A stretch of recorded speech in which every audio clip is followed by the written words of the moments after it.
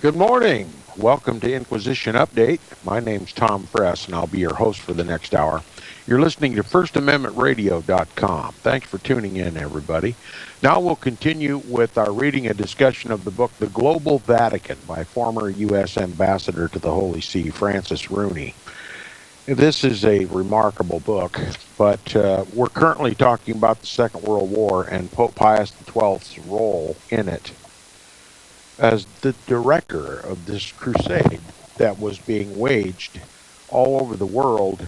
And at the same time, while the papacy was orchestrating this crusade, he was also publicly viewed as, well, a peacemaker. And the world is deceived. The whole world is deceived. We need to know the truth about the Second World War. Now, this author presents his version of the facts, and we'll continue our reading, interjecting a Protestant view of the facts. Now, he says, in retrospect, it's easy to second-guess Pius's desire, that is, Pope Pius XII's desire, to maintain neutrality in the face of growing atrocities. The papacy, while orchestrating this Holy Roman Crusade, this global crusade, puts on a public face of neutrality and a force for peace, while in fact his Jesuits and the other cooperating Roman Catholic Church-oriented societies foment these wars. Now it says, again, though, we must view it from Pius's vantage in the Vatican without the benefit of hindsight. One important consideration for Pius was his belief that he could not condemn the Nazis without also condemning the Soviets. Yes, he had slightly moderated the Church's stand on the Communist Soviet Union in support of President Roosevelt. Remember Roosevelt, 33rd degree Freemason. They're all working together. Stalin, Hitler, Pope Pius XII, President Roosevelt. But he remained convinced with good reason that Joseph Stalin was as much a threat to Western civilization as was Adolf Hitler. He was absolutely correct. Just as much a threat to Western civilization as was the Pope and as was Roosevelt. Now, he says, if I denounce the Nazis by name, Pope Pius XII told Harold Tittmann, quote, I must in all justice do the same as regards the Bolsheviks, whose principles are strikingly similar. You'd not wish me to say such things about an ally of yours, at whose side you are engaged today in a death struggle, unquote. Making the moral distinction even blurrier, little direct proof existed early in the war that alleged atrocities were real and not wartime propaganda. Now let me stop right here. Remember, this is the Pope, and being represented by this ambassador as not knowing what atrocities early in the war were real and what were war propaganda. The papacy has direct charges all over the world. Bishops, cardinals, priests, Knights of Malta, Jesuits themselves. If the Pope wants real-time, facts-on-the-ground information, anytime, day or night, without the threat of wartime propaganda polluting the facts, all he has to do is ask. The papacy has the greatest, most efficient, most reliable intelligence gathering apparatus anywhere in the world. Individual Roman Catholics, Jesuits, Knights of Malta, Knights of Columbus in this country, all over the world. The Vatican can have immediate, direct, facts on the ground information from his most trusted warriors. So any claim that the papacy was indecisive on whether or not to condemn certain Nazi atrocities or not. As a matter of fact, he knew exactly what was going on. Fearing this idea of being too hasty in condemning Nazi war crimes because he didn't know whether the facts he was receiving were real or whether they were wartime propaganda is nonsense on its face. But that's what the author states. He says, making the moral distinction even blurrier, little direct proof existed early in the war that alleged atrocities were real and not wartime propaganda. In other words, the pious couldn't believe that some of the things that he was hearing about Adolf Hitler were true. I mean, after all, it's wartime. There's much propaganda. What do I believe? What do I not believe? Should I issue a condemnation to Adolf Hitler, or should I wait and see if these things are true? Just nonsense. Just utter nonsense. And he says, as often as the Allies urged Pius to condemn the Axis urged him to condemn the Allies. Again, this is just theater. Both sides are working for an ultimate goal, and that is to destroy Protestantism. That's to persecute the Jews in order to drive them to Israel so that they can foment their futurist, phony interpretation of Daniel 9:27, and to punish the Orthodox, who were the first schismatics of the Roman Catholic Church and left the church and underneath the papal authority in 1054 AD. It's a crusade. The papacy is in control of both sides of the conflict. Okay? This isn't about politics. This is about religion. And it uses politics and war as a cover for religious aims. Now, he says, in both cases, the proof of alleged atrocities came to the Vatican's second or third hand. More rumor than verifiable fact. More BS. More BS. Listen to this. In both cases, both sides, whether they be from the Allies or the Axis, in both cases, the proof of alleged atrocities came to the Vatican second or third hand. More rumor than verifiable fact. This author is suggesting that the Pope doesn't have the ability to verify fact from fiction when the earth is literally littered with all of his eyewitnesses. Am I supposed to sit here and believe this author telling me that the Pope doesn't know precisely what's going on? It's his crusade. He's leading it. And he uses this supposed inability of separating the truth from the lies as excuse for not condemning Adolf Hitler. It's just untenable. The fact is, Adolf Hitler was doing the Pope's bidding.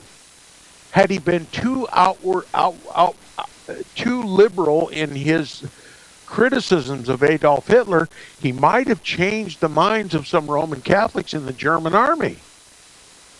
And they might literally have made an attempt, without the Pope's knowledge, of assassinating Adolf Hitler. The papacy was carefully tempering what he said so as not to upset the status quo. Things were going according to plan. And all he had to do was say just enough to give the world reason to believe that he might have been a peacemaker. And it's up to Roman Catholics who write books like these to try to convince the rest of the world that the Pope was a peacemaker, when in fact he was the global crusader and had both sides working to achieve his agenda. The destruction of targeted individuals, Protestants, Jews, and Orthodox, creating the basis for the need of a modern nation state of Israel, which we got in 1948, right after the war, and to bring about the need for a global government in the guise of preventing future wars. We've got that today in the form of the United Nations. And it's a war-making institution, just like the Vatican. All in the name of peace. All right? Peace, peace, when there is no peace. Making sense now? He shall destroy wonderfully. In other words, people won't be able to understand how he's such a destroyer. That's fulfillment of Bible prophecy. We're reading it right out of this book. He says that information came to the Vatican second or third hand, more rumor than verifiable fact. It is true that Pius made no statement about the Jews until late 1942, after the Holocaust was already well underway. Okay? He's a little late to the party, stylishly late to the party. He's just not, he wants the crusade and the Inquisition and the Holocaust to continue. He didn't say a word until 1942, though he knew facts on the ground from his Roman Catholic and Nazi eyewitnesses that the Jews were indeed being slaughtered. They were silencing the voice of the Jews who would not go to Israel, a future Israel, who demanded that God put them out of the land, and he would, the only power in the world, in the earth, that could bring them back, just like he did when he delivered them out of Egypt, out of the house of bondage. It was not, they were never going to return to Israel based on the machinations of mere men. That voice had to be silenced, and no word was going to be said openly or publicly about the Holocaust of the Jews until it was well underway, and it was assured that that voice would have been silenced. And no king of the earth upstaged the Pope by talking against the Inquisition against the Jews, the Holocaust. This was the Pope's doing, and no king of the earth had the courage to upstage the Pope. They knew how vital it was to the global plan of the Vatican to silence that voice, and to speak out against the persecution of the Jews during the Second World War would have been signing one's own death warrant. All right, I hope my listeners understand what's going on here. But this cockamamie idea that the Vatican wasn't intimately apprised as to the real facts on the ground in Europe during the Second World War is untenable. It's untenable. He says, only then did evidence of Hitler's grisly scheme become clear. See, this author calls it a grisly scheme when it was his Pope's idea to slaughter the Jews. He says, which explains why no other world leader issued a condemnation until late 1942. They had to wait for the Pope to speak. If this Holocaust, which was obviously going to be known in the world eventually, and was well known by the kings of the earth who were running this crusade, before it became public, the Pope had to come out first as denouncing it, okay? And the kings of the earth could then follow. Nothing could be said prior to a certain period of time, or possibly someone may have put a stop to the persecution of the Jews. Now he says, as Harold Tittmann wrote in September 1942, for the Holy See to confidently condemn one side or the other would have required it, quote, to develop into an organization whose major activity might well become the determination of the facts and the adjudging of the guilty, unquote. More smoke and mirrors. He says, I quote Harold Tittmann frequently here because no American had a better view of the papacy during the Second World War for the simple reason that he spent much of the war inside the Vatican with the Pope. Tittmann's memoir provides one of the most nuanced and emphatic views we have of Pope Pius XII. A veteran of World War I, that's right, a veteran of the First Crusade for the Pope, in which he lost a leg and the use of one arm, Tittmann was a career diplomat. His previous appointment was in Geneva to Consul General to the U.S. Embassy there. In August of 1939, he was transferred to Rome to serve under Myron Taylor in the U.S. mission to the Pope. Remember, Myron Taylor was a personal representative of Roosevelt. He wasn't sanctioned by Congress. He wasn't an official ambassador. All right. And the man behind the man, Myron Taylor, was Tittmann. Now, it says, operating from a suite of rooms in Rome's Excelsior Hotel on the Via Veneto, Tittmann was the permanent U.S. presence, while Taylor traveled to and from the United States and Italy. So at one point, Taylor looks like the courier to Tittmann. Now, Tittmann's status changed markedly. On December 7th, 1941, that's Pearl Harbor, when the Japanese bombed Pearl Harbor. The United States was suddenly at war against the Axis power, including Italy. As the representative of an enemy nation, Tittmann could no longer legally or safely remain in the Excelsior, where previously friendly hotel staff and Italian acquaintances turned suddenly chilly. His choices were to return home to the United States, transfer back to Switzerland, or move into the Vatican and continue the U.S. mission there. What's the U.S. mission in the Vatican? To stay on the forefront of the information gathering, because the United States had a role to play in this crusade and they needed Vatican quality information. Roosevelt needed to stay on top of his game. He needed to know the best information available, the most factual information, the information that was not cluttered up with a lot of war propaganda. Where did he stay? The Vatican.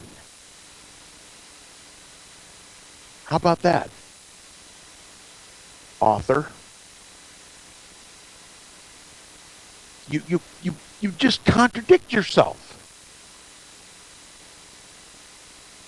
You say the Pope couldn't make statements because he didn't know whether the facts were true or whether they were wartime propaganda? But yet you say that even when the United States declared war on the Axis, they had to have a representative in the Vatican to get the best information. You see, the American people that read your book, most of them aren't so well engaged in the reading of the book and thinking while they're reading the book to catch your little contradictions. But contradictions they are. Now, which is it? The Pope didn't know whether to make statements for or against Adolf Hitler and the Allies or against the Axis because he wasn't sure if the information he was getting was true or false? Or was the Vatican the best source of information anywhere on the planet during the Second World War? Can't have it both ways.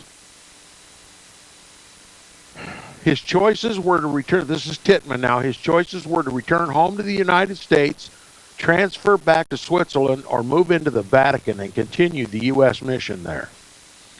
The last option was the riskiest, since the Vatican itself was vulnerable to Italian forces. Rumors lingered that Mussolini intended to defy the Lateran Treaty and enter the Vatican. That's a plausible excuse. Mussolini worshipped the Pope just like the rest of the kings of the earth at the time. He wasn't going to violate the Lateran Treaty. He wasn't going to violate Vatican City, or he would have been excommunicated and eternally damned. Okay?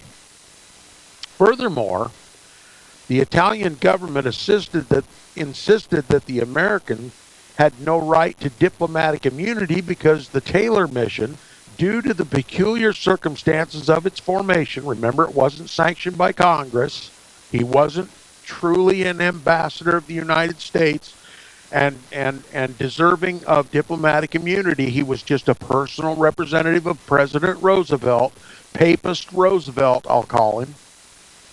And so he didn't have diplomatic immunity that was recognized by the Italian government. All right? Due to the circumstances of its formation, was not on formal diplomatic footing. Okay, so we've got a problem here, Washington. We need this man in the Vatican, But he doesn't have diplomatic immunity. We've got to do something to get this man, Tittmann, diplomatic immunity. Because the forces are upon us, either the Italians or the Germans. All right? More public bluster. And it says Harold Tittmann may have been physically handicapped, but he was not timid. On December 16, 1941, after his wife boarded a train for Switzerland, he loaded up his car and drove across the Tiber to the Vatican. Okay, he sent his wife packing, and then he went back to the Vatican, expecting to be pulled over at any moment by fascist police. The Vatican took Tittmann in without comment, and you better believe the Germans, the fascists, knew to leave Tittmann alone. He's helping with the Vatican communication toward the United States. All right. The Vatican took Tittmann in, quote unquote, without comment, and found him spacious accommodation on the second floor of the two-story Palazzino next to the Santa Marta. Just days after America declared war on Italy, and Under-Secretary of State Sumner Welles wrote to President Roosevelt on December 17, 1941, seeking chargé d'affaires status for Tittmann because, quote, it is of very great importance that Tittmann remain in the Vatican City so that we may continue contact through him with the Holy See, unquote. So they got him formal diplomatic status, diplomatic immunity, so he could stay in the Vatican. Because the Pope needed America's eyes and ears to be open with direct, factual information, the best information available from the Vatican.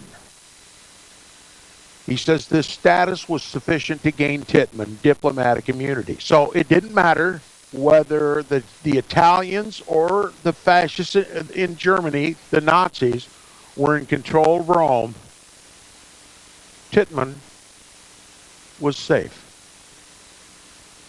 So he could continue keeping the eyes and ears open of Roosevelt. Now, thus began Harold Tittmann's 2.5-year quote-unquote confinement inside the peaceful, isolated 109-acre plot of land surrounded by a world at war. He quickly fell into a routine of work and socializing with Holy See personnel and the handful of other diplomats who had taken residence in the Vatican. His closest friend was Sir Darcy Osborne, the British minister. There's even Britain's holed up in the Vatican. They need factual information too, don't they? Now, his closest friend was Sir Darcy Osborne, the British minister, and on Fridays he met with Vatican Undersecretaries Domenico Tardini and Giovanni Montini, who would eventually become Pope Paul VI, to exchange views and information. Some of which they just didn't know were factual or were just wartime propaganda, right? You believe it? To communicate with the United States State Department, he sent messages via a diplomatic pouch. Remember, we were talking about the formal diplomatic relations as simply cover for the undercover diplomatic exchanges between the Vatican and other states. Here's an example. It says, to communicate with the United States State Department, he sent messages via diplomatic pouch that left the Vatican twice a week, usually in the hands of a Swiss courier. The messages were dropped at the American Embassy in Bern, Switzerland, where they were coded, then forwarded to the United States by cable or radio. The entire route from Vatican City to Washington could take as long as a week. The lines of communication, extraordinary for wartime, went both ways, as Secretary Welles noted on May 8, 1941. The lines of communication are wide open, openly and secretly, between the United States and the Vatican. We'll be back right after this.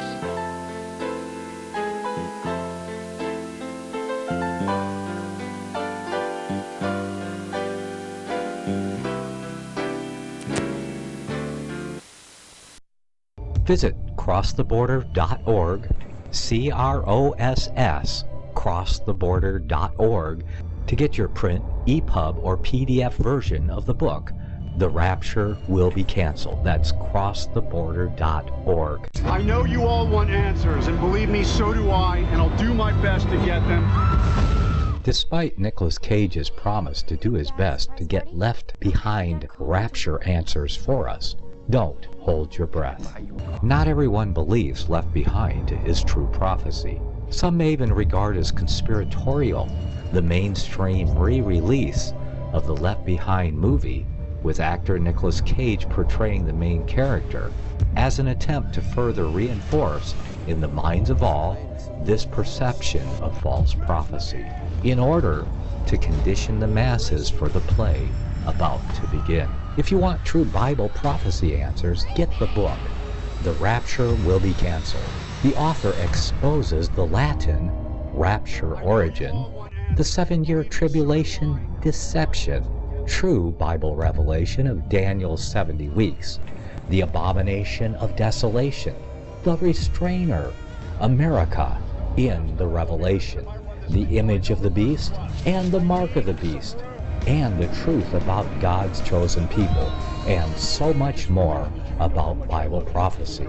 This book will shatter the Left Behind paradigm of future events. Get the book, The Rapture Will Be Canceled. Visit crosstheborder.org, CROSS, crosstheborder.org, to get your print, EPUB, or PDF version of the book, The Rapture Will Be Canceled. That's crosstheborder.org.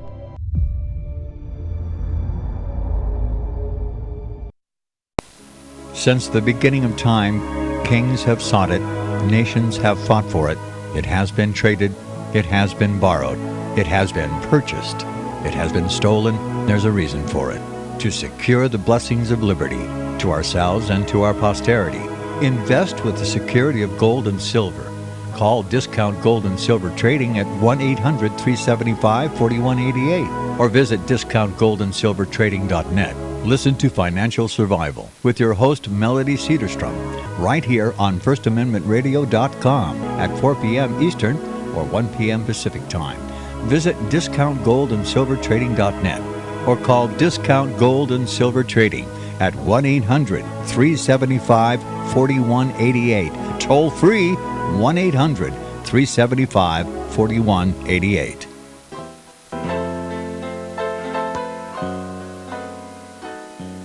Okay, welcome back from the break. You're listening to the second half hour of Inquisition Update on First Amendment Radio. If you'd like to continue, if you'd like Inquisition Update to continue here on First Amendment Radio, please support First Amendment Radio, who sponsors the program. Now, we're talking about two lines of communication between the Vatican and the United States. One through the embassies, which are not reliable. They are for public consumption. They may get the information that transfers back and forth from the Vatican through official lines, may give a hint to what's really going on, but there's an underground level of communication that doesn't go through that system. Okay, two lines of communication, and no matter what the situation, Washington was thoroughly and accurately apprised of what was going on. Now, he says the entire route from Vatican City to Washington could take as long as a week. The lines of communication, extraordinary for wartime, went both ways, as Under Secretary Wells noted on May 8, 1941, to his European Affairs Bureau Chief, Ray Atherton. Here's what he said. It is, in my opinion, much more useful sending Tittmann weekly summaries of the progress we're making here in rearmament and any salient features that develop from day to day, indicating the strong policy which the government is adopting, than to supply information of that character to our embassy in Rome, which cannot find any outlet for it under present conditions. So the embassies are closed down. Supposedly, the lines of communication are closed, but no, that's not true. The crusade must go on. Information must flow, and it did through underground channels. Tittmann's information got to Washington, despite the fact the U.S. Embassy in Italy was closed. Now, this issue that dominated Tittmann's early days at the Vatican was the Pope's concern that the Allies might bomb Rome. Pius XII, as Bishop of Rome and a native-born Roman, now we're not talking about the bombing of the Vatican, we're talking about the bombing of Rome. Rome was part of the Axis power under Mussolini, and the United States had declared war against it. And so Pope Pius XII was a bit concerned about his native hometown, Rome, just outside the walls of Vatican City. There was bombing going to be taking place all around the Vatican. Okay? You know, you don't want to accidentally blow up the master of this crusade in the process of engaging in this theater of war. That would be catastrophic, wouldn't it? Now, the issue that dominated Tittmann's early days at the Vatican was the Pope's concern that the Allies might bomb Rome. Pius XII, as Bishop of Rome and a native-born Roman, hoped for some sort of guarantee from the Allies that they would spare the city. The response from President Roosevelt was polite but firm. The Vatican itself would not be touched, he assured the Pope through Tittmann. But Rome, as capital of an Axis power, was fair game. So he had assurances from this President Roosevelt, 33rd degree Freemason, that the Vatican would be spared. You can rest assured, my eminence, your eminence, that no American bombs will land within Vatican City. I mean, we can't blow up the King of Kings and Lord of Lords. Who would we worship, right? Who would we obey? How would this New World Order continue if we were to blow up the King of Kings and the Lord of Lords? Okay? He had to assure the Pope through Tittmann that that the Vatican would be spared, but that Rome was fair game. Okay? Now, as the Vatican continued to plead with the Allies to spare Rome, Tittmann pressed back on a very different issue: the relationship between the Holy See and Japan.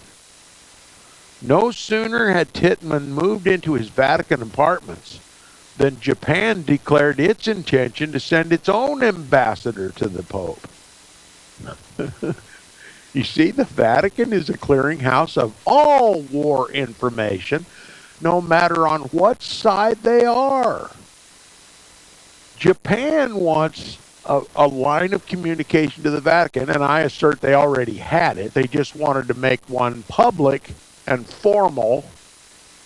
The lines of secret communication always exist. All right? And it says Tittmann was informed of this on February 4th, 1942. Pius's Cardinal Secretary of State, Luigi Maglione, told Tittmann that the Holy See could not very well refuse the Japanese overture, since Tokyo was already hosting a papal delegate. Okay?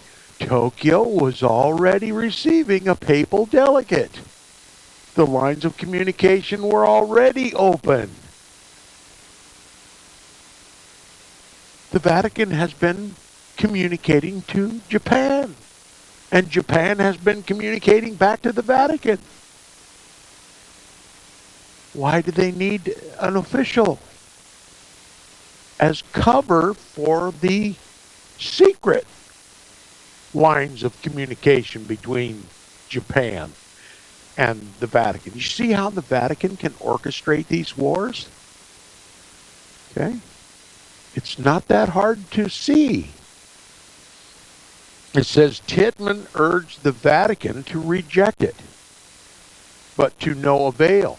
See, it was Tittmann's job to protest to the Vatican about any Japanese representation within the Vatican, because the United States was at war. But underneath it all, Japan and the United States were together. Pearl Harbor was known by Roosevelt before it happened. That's a matter of public record now. Our government doesn't even deny it. And the Vatican helped to orchestrate Pearl Harbor, along with the CIA, or the OSS, whichever it was at that time. There had to be a motive to drive the citizens of the United States into this war, this crusade.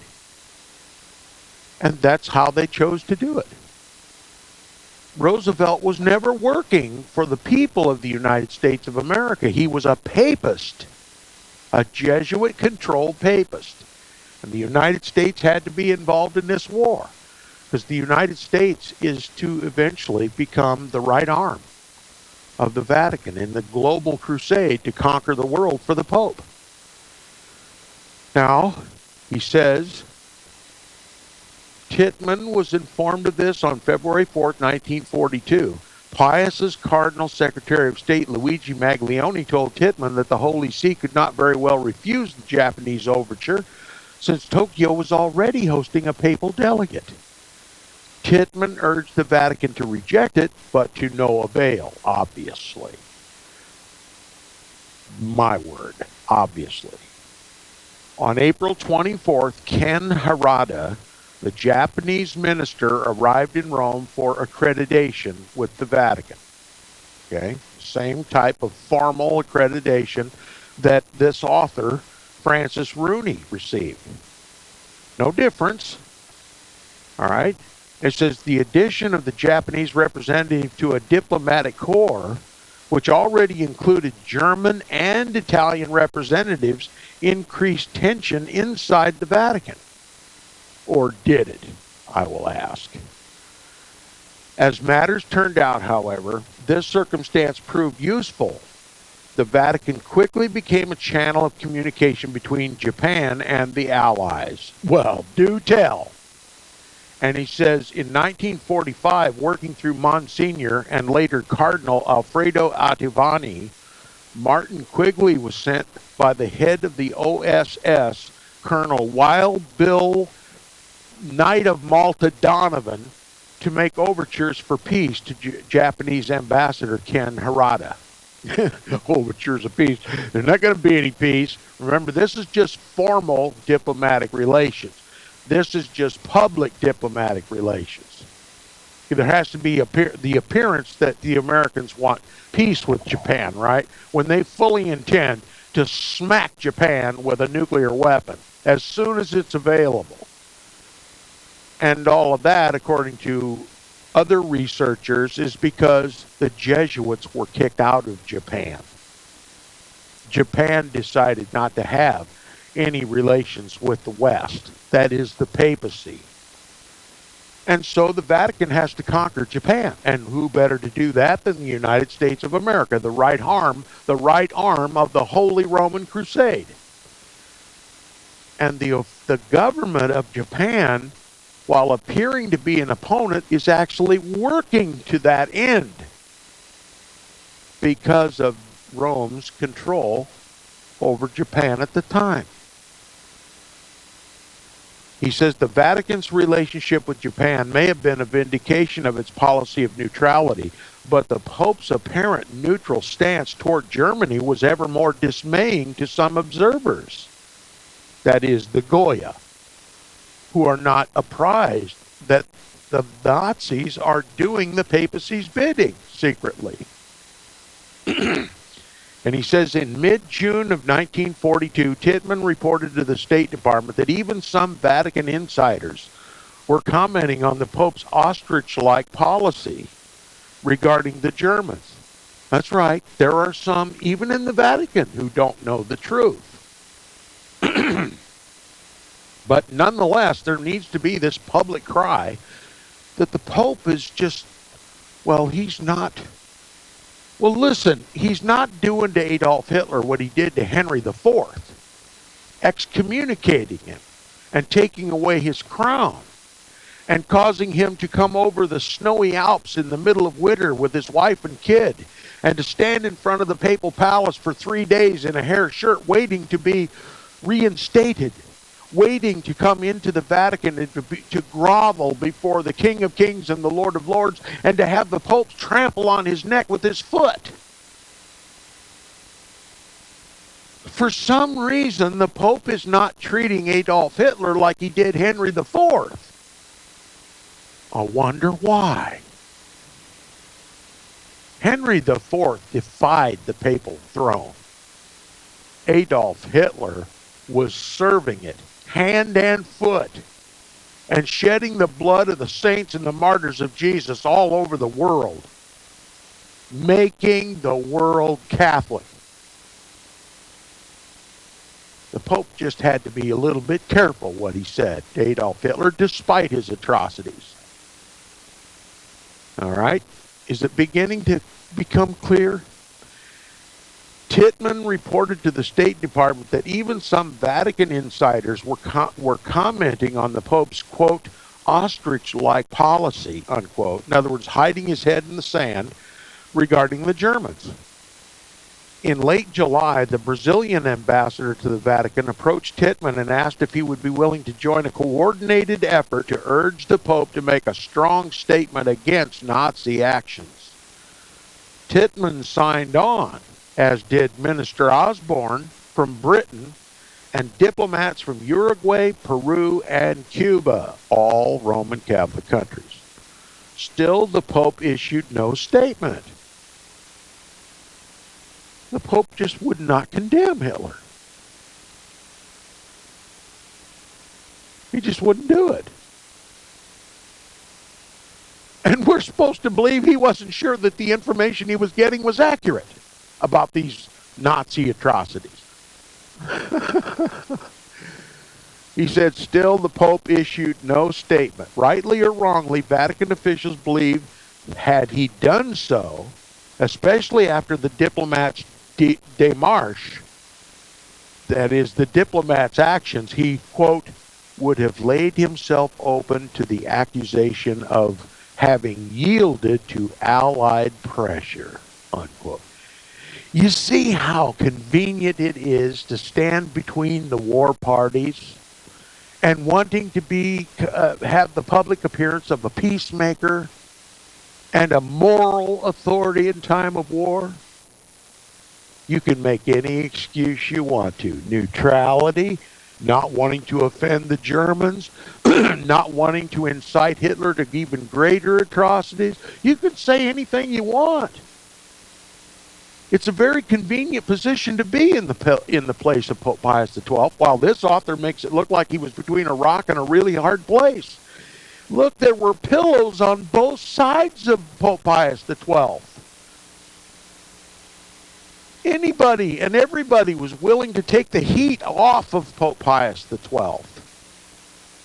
They were running his crusade. That this author would have you believe that the papacy is running on a tightrope, a balancing act. But it makes all the sense in the world when you realize he was working both sides of the conflict, just like the Jesuit oath says. He had a pillow on one side and a cushion on the other. And one under his behind, too. All right, said, furthermore, Pius XII remained concerned that a statement against Hitler might backfire by inciting the Nazis to greater acts of barbarism. See, you can use any excuse you want. Pius XII said, well, if I say anything, I'll just tick off Adolf Hitler and he'll kill even more ruthlessly than before. Fact of the matter is, if Pope Pius XII would have come solidly out against Adolf Hitler, the crusade would have ended. Okay? The crusade would have ended too soon. And there might need to be a third world war attached to the very end of the Second World War. In the late summer of 1942, says the author, Myron Taylor returned to the Vatican after traveling through the enemy territory of Italy. Taylor just wanders right through Italy. It says he met the Pope privately several times during the last weeks of September. His two most urgent goals now were, first, to convince Pius that the United States was going to win the war, and second, to present to him evidence that Nazi atrocities were real and encourage him to speak sharply against them. More public propaganda. Now it says he carried with him a letter containing eyewitness reports. As though they were necessary. The Pope has daily eyewitness reports. He carried with him a letter containing eyewitness reports of Nazi, quote-unquote, liquidation of a Warsaw ghetto, including accounts of corpses, quote, utilized for making fats and their bones for the manufacture of fertilizer, unquote. Still, the Pope hesitated to issue a direct condemnation.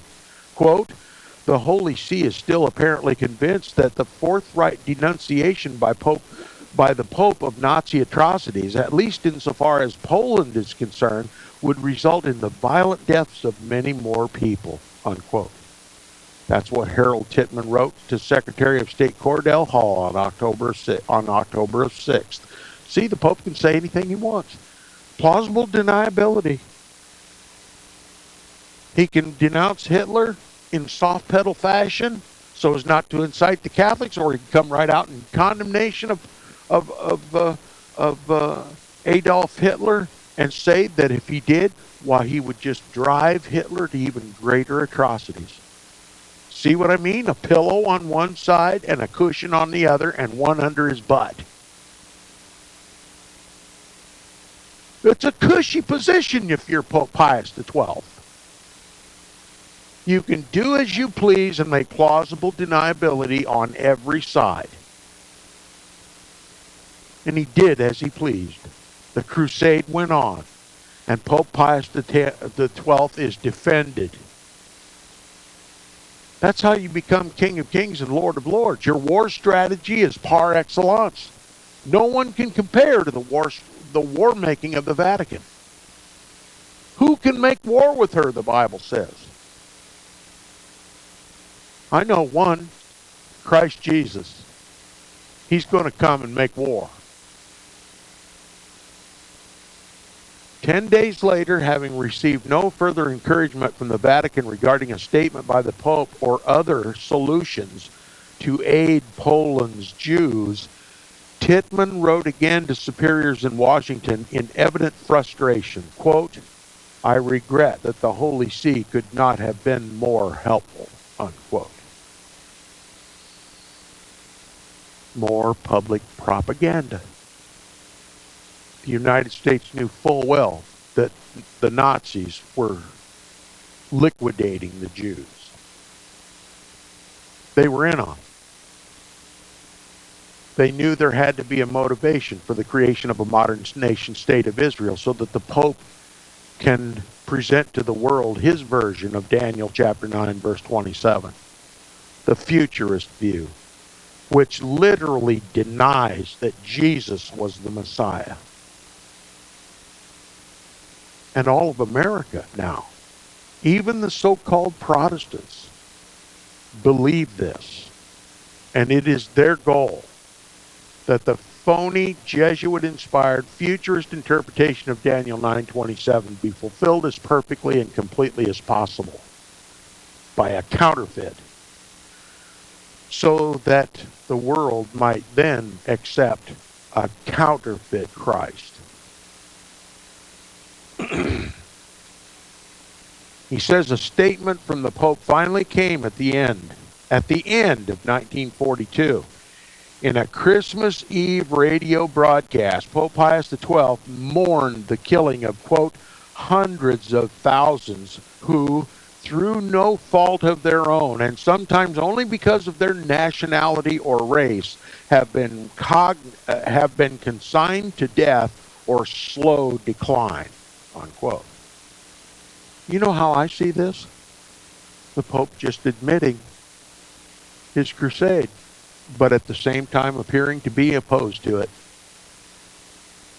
That's how I see it. Pius XII knew all about the Holocaust. Roosevelt knew all about it. Stalin knew all about it. They all participated in it to silence any voice opposing the creation of a modern nation state of Israel. The greatest Zionist on the planet is the papacy. Futurism cannot be fulfilled without a modern nation state of Israel, with Jews living in the land, without a temple, without animal sacrifices being resumed. And the Jews mostly would not go.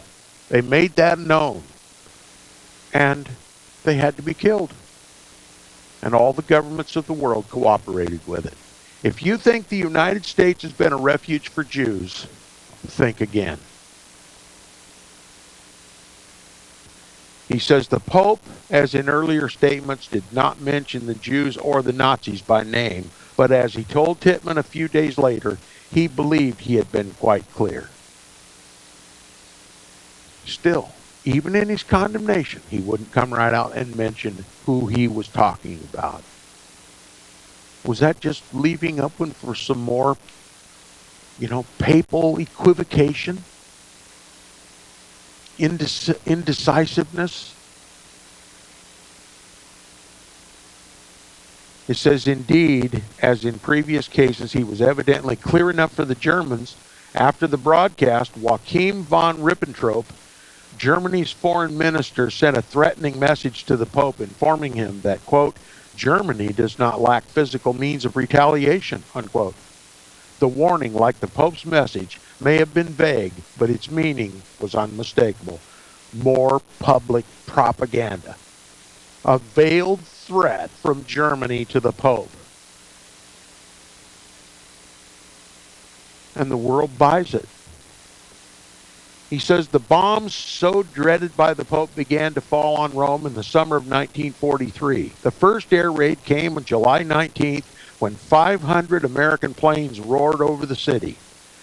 Vatican Hill gave a good view of the action, and Harold Tittmann's 14-year-old son, visiting on break from school in Switzerland, watched from the window of Darcy Osborne's apartment in Palazzo San Marta. Quote, flying in perfect formations of three, they swept toward their objectives, gleaming in the bright sunlight, unquote, the boy recorded in his journal.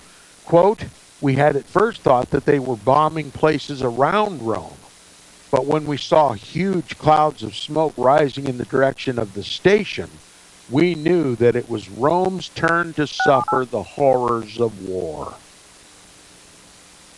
Did the Pope have a vendetta or a grudge to grind against Rome? Why, of course. They wanted to leave his temporal authority and establish their own government. You see, the Pope might well have been, and most likely was, responsible for the bombing of Rome. And yet the world believes he wanted peace for Rome. The whole world is deceived. That's all we have for today on Inquisition Update. Stay tuned for more godly programming on First Amendment Radio, and I'll see you tomorrow.